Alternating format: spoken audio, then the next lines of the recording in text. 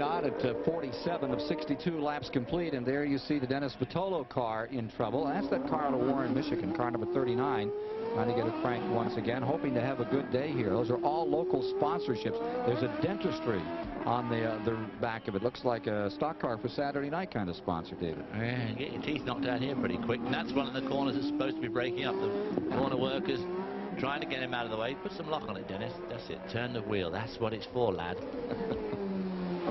You're terrible. You're just terrible. Dennis is out now there. Now turn it the other way while they push you backwards. Other way. We'll return with more live coverage of the Valvoline Detroit Grand Prix after this message and a word from your local station. Second victory here is in the lead with Andretti in second, Ray Hall third, Lyondike fourth, and Eddie Cheever maintaining fifth. It's Mears in sixth, and we're coming to a full course caution at this moment. Here's John Andretti in seventh, Al Unser Jr. eighth, and Mario Andretti's car in trouble, and Michael's car has come to a stop, and the whole track is blocked. We're under a full course caution, and what has happened is the Dennis Vitolo car that we were talking about as we went to commercial, they brought out that safety vehicle to move that car, and I believe that Mario has run into the safety vehicle. Mario ran into it, and it looks like Michael ran into Mario, and now Bobby Rahal's stuck there as well. Red flag's out. The whole thing's going to come to a halt. Red flag is halted as this safety vehicle, which is something that you have questioned several times about having these things darting and dodging around the track, has put us in a situation where we are going to a red flag condition. Michael getting out of the car there, going to go and have words with his dad, gesticulating. Yeah, look at him. A lot of Italian being spoken in that corner right now. We don't know what happened because Vitolo had trouble getting away from that position, and we don't know whether the safety vehicle has arrived there or not. But obviously, let's take a look. Maybe we can find out. This is one of the corners that's breaking up, by the way. So these drivers may have found it difficult to stop. Here we see a replay. They're putting it through safely. Here comes the safety vehicle. And pretty much in the line. Guerrero getting through. This was taped moments ago.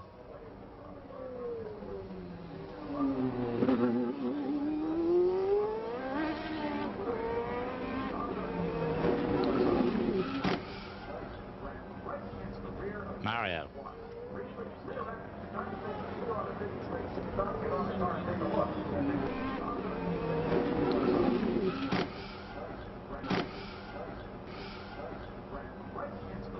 Mario.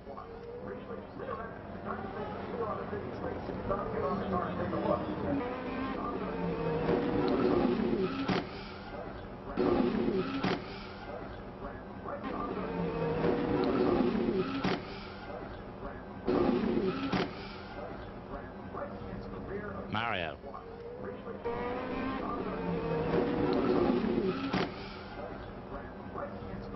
Mario.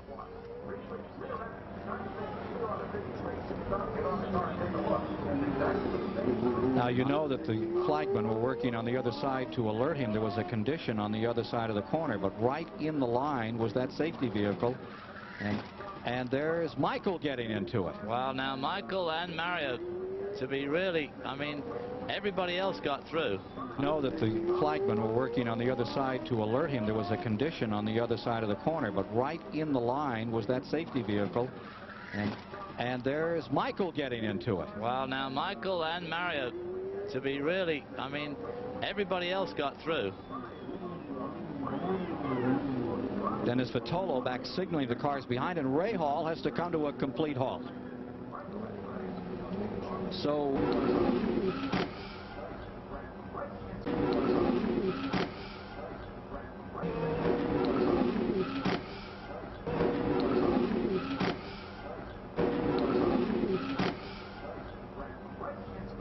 Mario. Mario. Mario.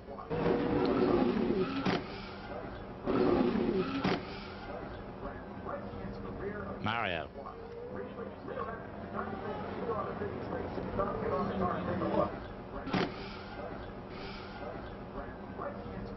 Mario.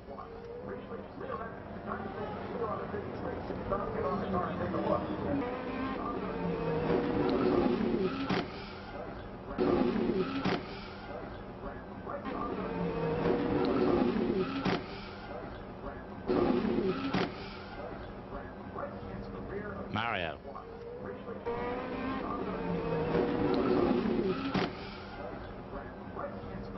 Mario.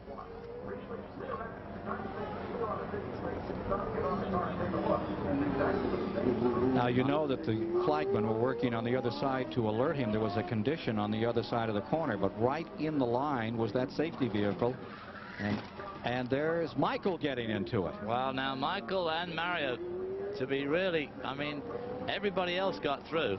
Know that the flagmen were working on the other side to alert him there was a condition on the other side of the corner, but right in the line was that safety vehicle, and there's Michael getting into it. Well, now Michael and Mario, to be really, I mean, everybody else got through.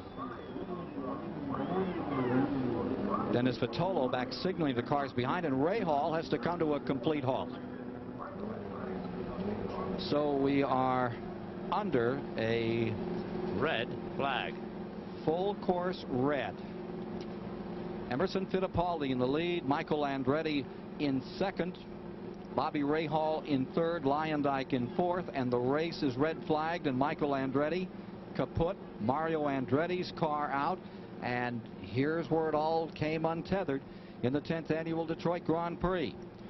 Strike Mario Andretti from ninth and Michael from second. Fittipaldi would be your leader. Ray Hall had been running in third. Red flag condition. We'll see what develops from here. And while they were waiting for the traffic to get cleared, look what happened to car number 90 out here. That's Buddy Lazier's car out of Vail, Colorado. I guess he didn't like standing there. We see from the onboard camera of Bobby Rahal shaking his head saying, what the heck is going on? Here's Mike Joy. Well, I'm in the Andretti pit where there is considerable confusion. Owner Carl Haas and his team just had a look at it on our replay on the monitors down here on pit road. They've not talked to Mario, and the reason is the antenna for the two-way radio is located in the nose piece just about the height of that safety truck's bumper. Michael's car, which spun off into the Vitolo machine, they are trying to get back to pit road and get him back in the race. So you see all sorts of tools here at the ready. In the event one or both Andrettis can make it back to pit lane. Well, we'll be back with more under a red flag condition. There are 50 of 62 laps complete, and more on the story of this unusual Detroit Grand Prix in a moment. After one of the most unusual altercations that we've witnessed. Here's what happened. Dennis Vitolo's car had stopped. They were going to pick it up with a safety car, and Mario Andretti socks into the back of it. And then shortly thereafter, as they came out to administer to Mario Andretti, Michael probably saw his dad had completely blocked the road. Just at the last minute, he'd be coming up the hill from 3 to turn 4 here, was going to swing wide right, suddenly saw the road blocked, although that car there seemed to have got away with it okay. And the next thing is that Michael runs out of room, and he's collected in this incident, like father, like son. So the entire race has been, there's Michael's car coming into it, and the track is entirely blocked, and the situation now is that lined up behind where this incident has taken place is the entire rest of the field. Now this Joy. He is hot, Ken, and it's not just the weather. Michael, what happened there? Well, there should have been a full course yellow thrown, and there wasn't. Came around there, it was a local yellow for a while, and we knew what the position of the car. But then we come around the next time, and here my poor dad's stuffed underneath the truck. And I came around, I was in first gear, because I was taking it easy because I thought, you know, that there was a little trouble, and I mean, there was nowhere to go. And I hit Vitolo's car, and, you know, total two Newman Haas cars for nothing. You mean they moved the stalled car from where it was to the other side of the racetrack into the line? And right into the line. The truck was right into the line, and my dad nailed the truck. Is he okay? I mean, it was a totally blind corner. I mean, you have no idea what's around the next corner, and you know, there should have been a full course yellow, and yeah, Dad is all right. We reported he's on his way back to his pit. Sorry to have fate steal one from you here today. Thanks. Was shown well out of contention. He was back in 20th spot, several laps down. Mario, is, you can see here, is angry and does not want to go on television, but to his crew, he's letting them know in no uncertain terms how unhappy he is about what has happened to this team today. The entire team eliminated in this incident that happened on the corner of Woodbridge and St. Antoine here in the streets of Detroit. Mean streets indeed for the Andretti family. Look again at what happened.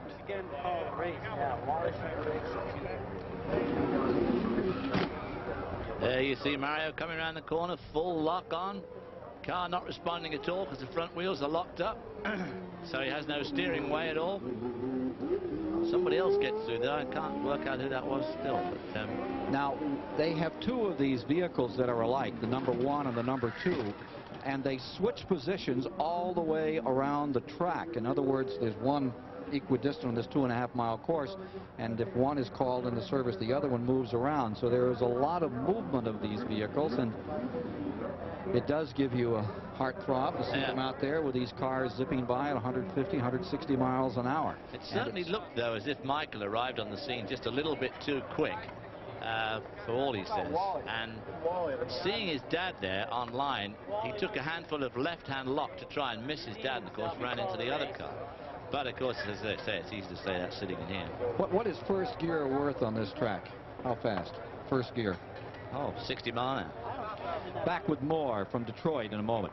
Chris Economaki is standing by with Mario. Oh, Mario, thank you very much for coming up here moments before the race started. We didn't get to see. We're going to play the whole incident for you here on our monitor here. Perhaps you can tell us how you saw it and what the problems were. Okay, roll the tape, Bob. Problem is, obviously, I didn't see you. See, notice how far the truck was out. I saw this car. This car is the only thing that we could see coming around the corner because it's a blind corner.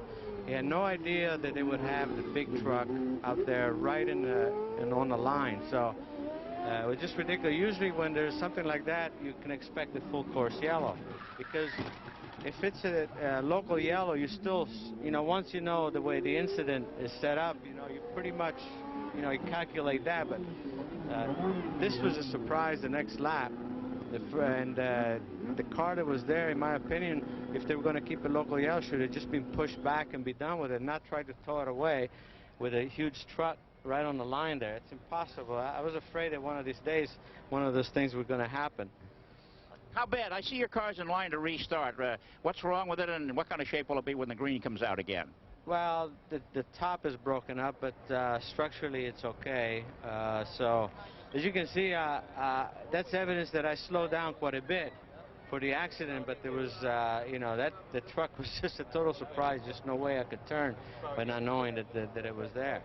What kind of corrective action will you recommend CART take after this incident? Well, if they were going to bring the safety truck out there, they should go to full course yellow. Then we're not racing anymore. Okay, thanks very much, Mario. Get back to your car. Appreciate you coming by to give us a word. Mario Andretti, still at it after many